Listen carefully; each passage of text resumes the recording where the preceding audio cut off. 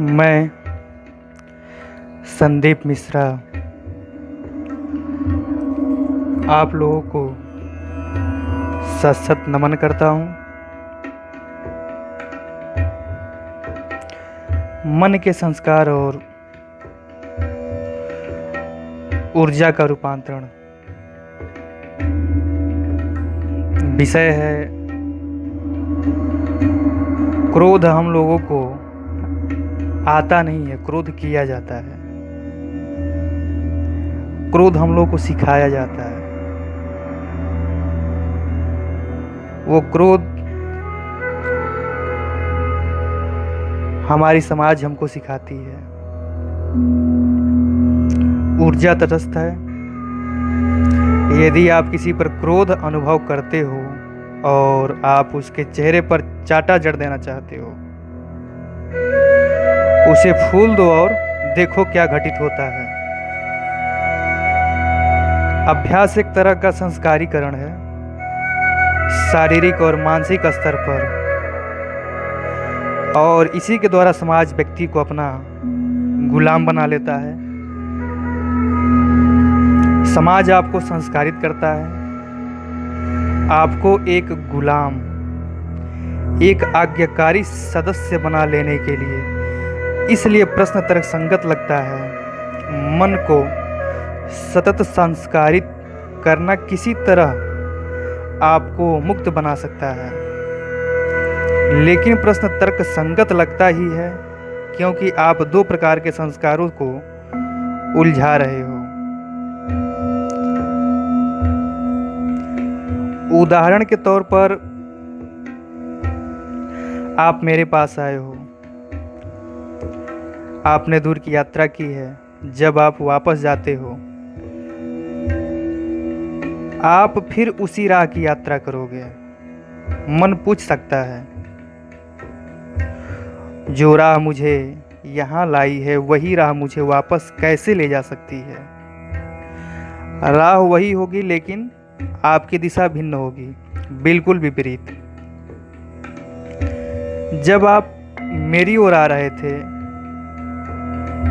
आप मेरी ओर मुख किए हुए थे, लेकिन जब आप वापस जाते हो तब आप विपरीत दिशा की ओर मुख किए हुए जाएंगे, लेकिन रास्ता वही रहेगा।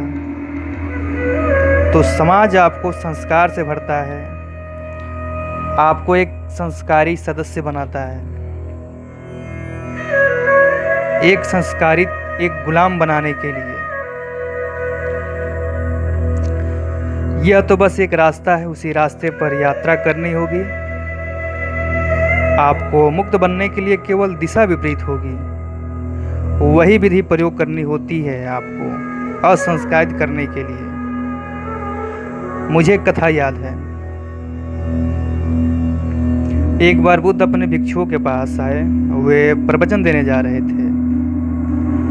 वे वृक्ष के नीचे बैठे थे, अपने हाथों में एक रुमाल पकड़े हुए।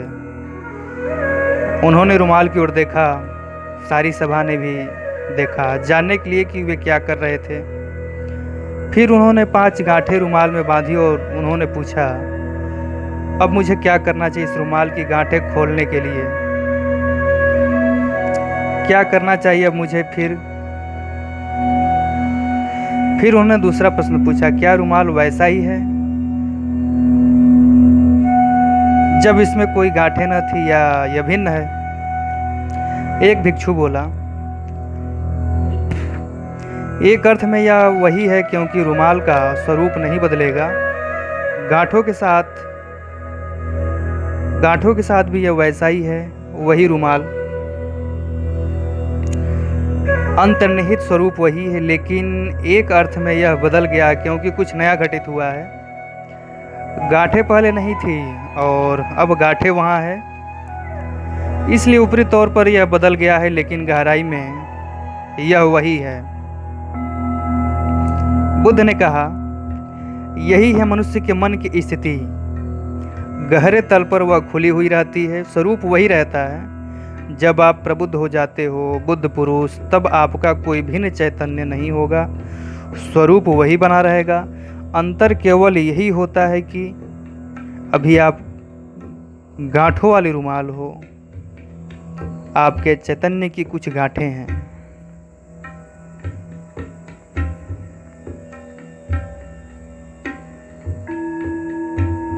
दूसरा प्रश्न बुद्ध ने पूछा था, वह यह था, मुझे क्या करना चाहिए रुमाल की गांठ खोलने के लिए।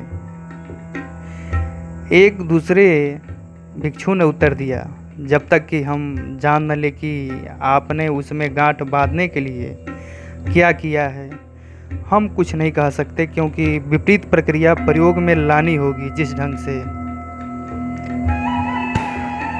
आपने इसमें गांठ बांधी है, पहले उसे जानना है, क्योंकि विपरीत क्रम फिर से उसकी गांठ खोल देने वाला ढंग होगा। बुद्ध ने कहा, यह दूसरी चीज है, आप इस बंधन में कैसे आ गए इसे समझ लेना है। आप अपने बंधन में संस्कारित कैसे हो गए हो इसे समझना है, क्योंकि वही होगी प्रक्रिया विपरीत क्रम में आपको संस्कार शून्य करने के लिए।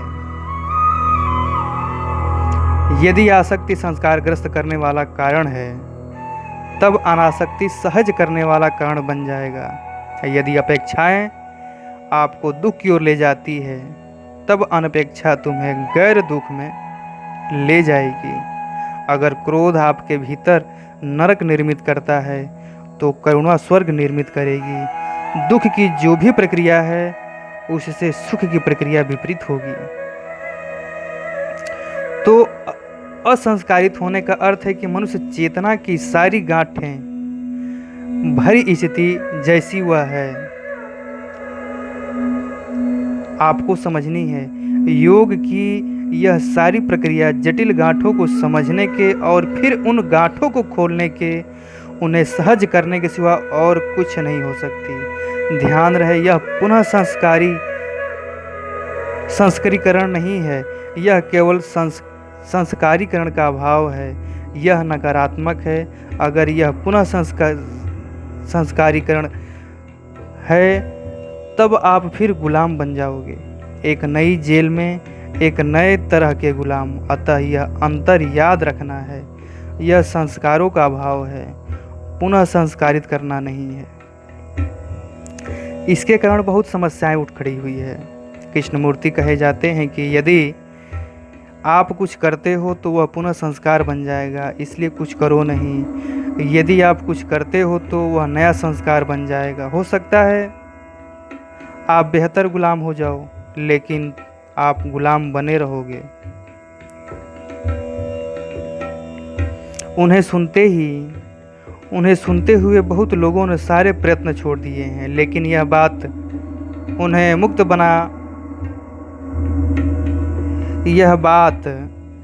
मुक्त नहीं बना देती। वे मुक्त नहीं हुए हैं अभी तक, संस्कार वहाँ है, वे संस्कार विहीन नहीं हो रहे। कृष्णमूर्ति को सुनते हुए वे बंद ही हो गए हैं, वे नव संस्कारित नहीं हो रहे हैं, लेकिन संस्कारों से मुक्त भी नहीं हो रहे हैं, वे गुलाम रहते हैं। तो मैं नव संस्कार के लिए नहीं कहता, न ही पतंजलि नव संस्कार की कहती है। मैं संस्कार के अभाव की बात करता हूँ, और पतंजलि भी संस्कार के अभाव की बात कहते हैं। जरा मन को समझना, जो भी है बीमारी को समझना, उसका निदान करना और विपरीत क्रम में गति करना। क्या है अंतर? एक वास्तविक उदाहरण हम आपको बताते हैं। आप क्रोध अनुभव करते हो, क्रोध एक संस्कार है, आपने उसे सीख लिया है। मनोवैज्ञानिक कहते हैं कि यह एक शिक्षण है, यह एक आयोजित दशा है। आपका समाज इसे आपको सिखाता है। वे समाज अब भी है जो कभी क्रोधित नहीं होते, उनके सदस्य अभी क्रोधित नहीं होते। समाज है, छोटे जनजातियां, कबीले अभी भी विद्यमान हैं, जिन्होंने कभी किसी लड़ाई या किसी युद्ध को नहीं जाना है।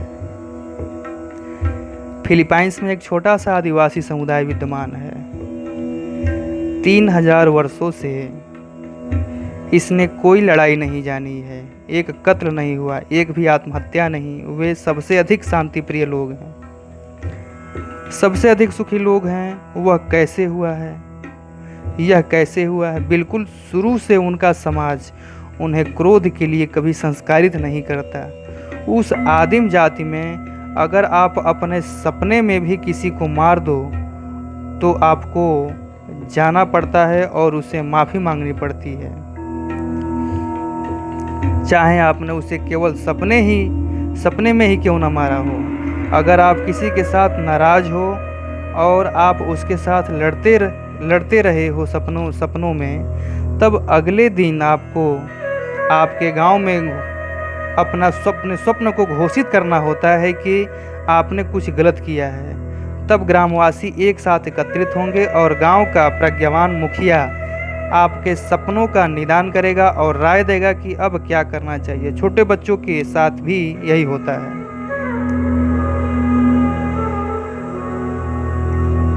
मैं उनके स्वप्न विश्लेषण पढ़ रहा था। वे बात के मर्म तक अत्यधिक बैठने वाले लोगों में से एक जान पड़ते हैं।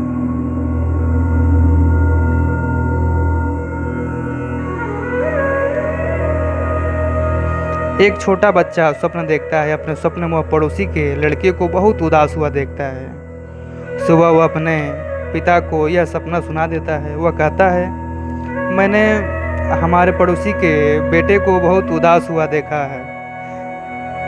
पिता सपने के बारे में सोचता है, अपनी आंखें बंद कर लेता है, ध्यान करता है और फिर कहता है, अगर तुमने उसे उदास देखा है तो इसका मतलब हुआ कि किसी तरह उसकी उदासी तुमसे संबंधित है।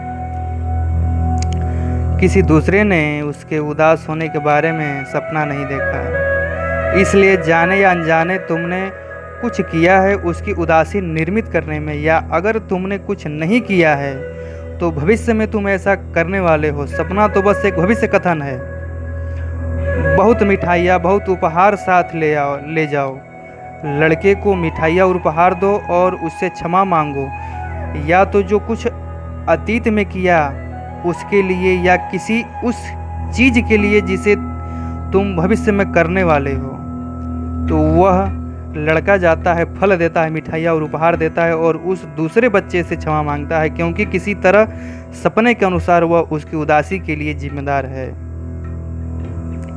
और बिल्कुल शुरू से ही बच्चे इसी ढंग से पाले जाते हैं। अगर यह आदिम जाति बिना संघर्ष, लड़ाई, कत्ल या आत्महत्या के बनी रही है तो कोई आश्चर्य नहीं है। वे इन चीज़ों की कल्पना नहीं कर सकते। एक अलग प्रकार का मन वहाँ काम कर रहा है। अब मनसबीद कहते हैं कि घृणा और क्रोध स्वाभाविक नहीं होता है, प्रेम स्वाभाविक होता है। घृणा और क्रोध तो निर्मित किए जाते हैं, वे प्रेम के लिए बाधाएं हैं, लेकिन समाज उनके लिए तुम्हें संस्कारित कर देता है। संस्कार के अभाव का अर्थ है कि जो कुछ भी समाज ने किया है उसने किया है, उसकी निंदा ही करते चले जाने का कोई उपाय नहीं है। यह अवस्था है केवल कह देने भर से कि समाज जिम्मेदार है, आपको सहायता नहीं मिलती है। संस्कारित तो कर दिया गया है। बिल्कुल अभी जो आप कर सकते हो वह यह है कि स्वयं को असंस्कारित करो। तो जो कुछ भी आपकी समस्या है उसे गहरे में देखो, उसमें उतरो, उसे विश्लेषित करो और समझो कि आप कैसे उसमें संस्कारित किए गए हो। उदाहरण के लिए ऐसे समाज हैं जो कभी प्रतिस्पर्धा नहीं करते। भारत में भी आदिवासी जातियां हैं जिनके लिए प्रतिस्पर्धा कोई अस्तित्व नहीं रखती।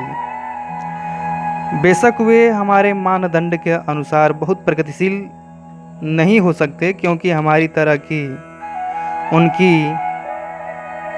उन्नति केवल प्रतियोगिता का परिणाम हो सकती है और वे प्रतियोगी नहीं होते हैं। लेकिन क्योंकि वे प्रतियोगी नहीं हैं, वे क्रोधी नहीं हैं, वे ईर्ष्यालु नहीं हैं, वे बहुत ज़्यादा घृणा से भरे हुए नहीं हैं, वे इतने हिंसात्मक नहीं हैं, वे बहुत अपेक्षा नहीं रखते और वे प्रसन्न तथा कृतज्ञ अनुभव करते हैं उसके लिए जो जीवन उन्हें देता है।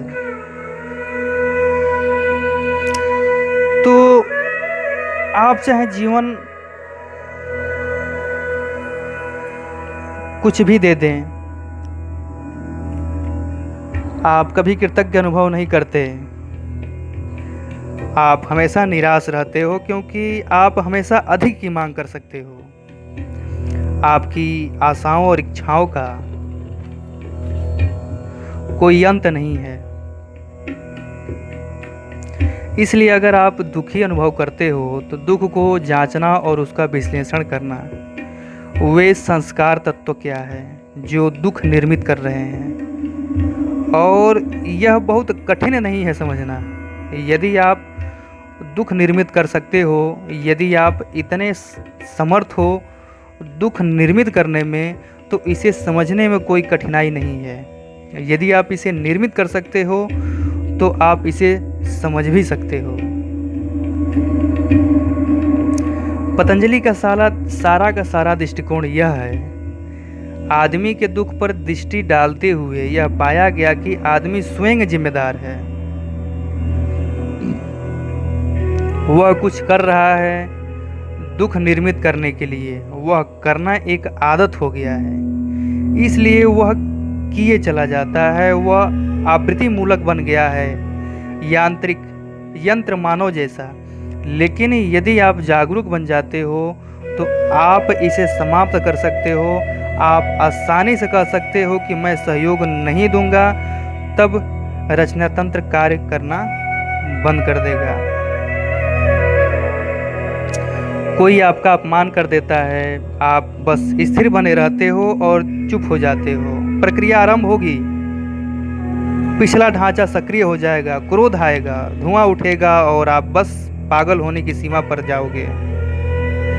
लेकिन आप निश्चेष्ट बने रहो, सहयोग मत दो और बस देखो कि कल पुर्जे क्या कर रहे हैं। आप अनुभव करो कि चक्र के भीतर चक्र घूम रहे हैं आपके भीतर, लेकिन वे असमर्थ हैं क्योंकि आप सहयोग नहीं दे रहे हैं। या अगर आप असंभव पाते हो ऐसी स्थिति या ऐसी अवस्था में बने रहने की, तो अपने कमरे में चले जाओ, दरवाज़ा बंद कर लो, अपने सामने एक तकिया रख लो और तकियों को मारो पीटो, तकिए पर क्रोध करो।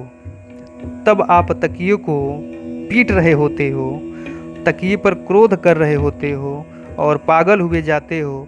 तब जरा ध्यान से देखना कि आप क्या कर रहे हो, क्या हो रहा है, ढांचा अपने को कैसे दोहरा रहा है। यदि आप निश्चेष्ट हो सकते हो वह सबसे अच्छा है। यदि आप अनुभव करते हो या कठिन है लेकिन तुम खींचे जा रहे हो, तब कमरे में चले जाओ और तकिए पर क्रोध कर लो। तकिए के साथ आपका पागलपन आपके सामने पूरी तरह प्रकट हो जाएगा, वह साफ दिख जाएगा और तकिया प्रतिक्रिया नहीं करने वाला है, इसलिए आप ज़्यादा आसानी से देख सकते हो। कोई खतरा नहीं है, सुरक्षा की कोई समस्या नहीं है। आप ध्यान से देख सकते हो धीरे धीरे क्रोध का चढ़ना होता है और फिर क्रोध का ढलना होता है। दोनों की लय पर ध्यान दो और तब आपका क्रोध निढाल हो जाता है और आप तकिए को अब और पीटने जैसा अनुभव नहीं करते, या आपने हंसना शुरू कर दिया है या आप हास्यपद अनुभव करते हो। तब अपनी आंखें बंद कर लो और ज़मीन पर बैठ जाओ और उस पर ध्यान करो जो घटित हुआ है। क्या आप अब भी उस व्यक्ति के लिए क्रोध अनुभव करते हो जिसने आपका अपमान किया है, या क्या क्रोध उस तकिए के ऊपर फेंक दिया गया है?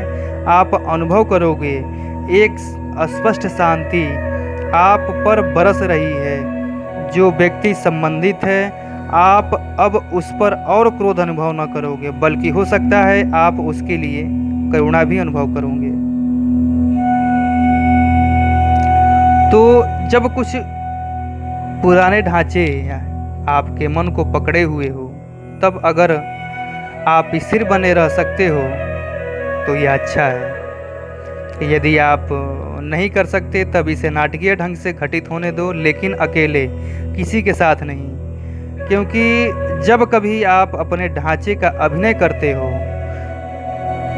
जब कभी आप अपने ढांचे को किसी के साथ स्वयं व्यक्त होने देते हो, तो यह नई प्रतिक्रियाएं निर्मित करता है और यह एक दुष्चक्र बन जाता है। सबसे अधिक महत्वपूर्ण बात है ढांचे के प्रति चौकन्ने होना। चाहे आप मौन बने खड़े हुए हो या अपने क्रोध और घृणा को अभिनीत कर रहे हो, यह कैसा खुलता जाता है इसे देखते हुए सजग रहो। और यदि आप रचना तंत्र को देख सकते हो तो आप उसे मिटा सकते हो।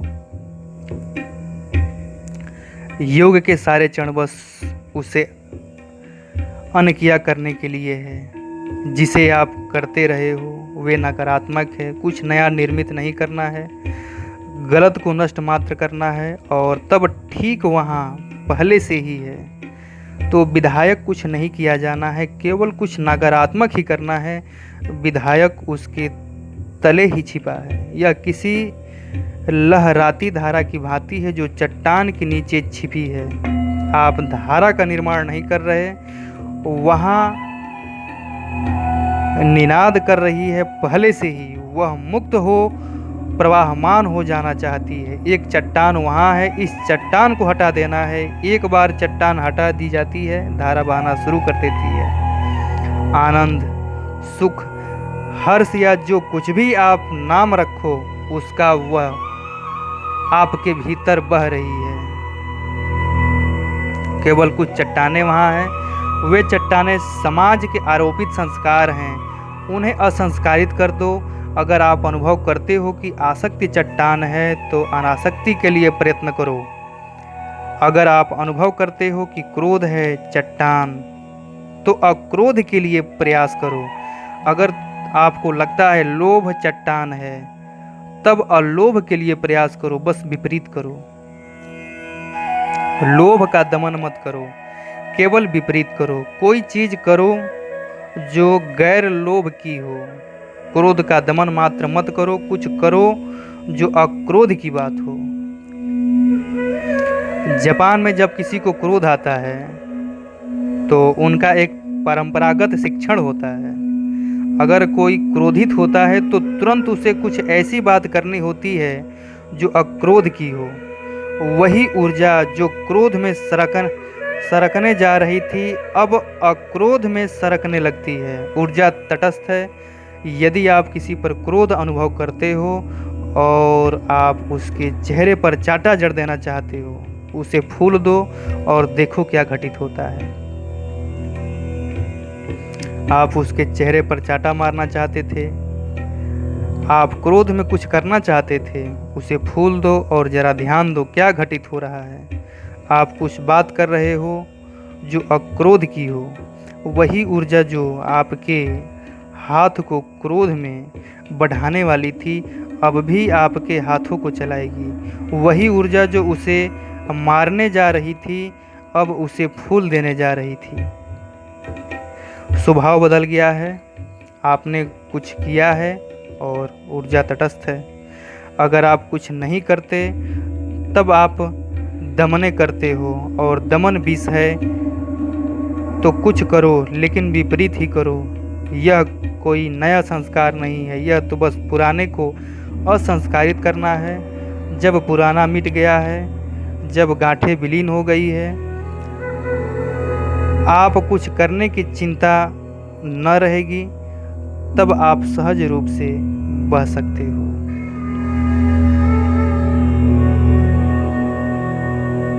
जय श्री कृष्ण।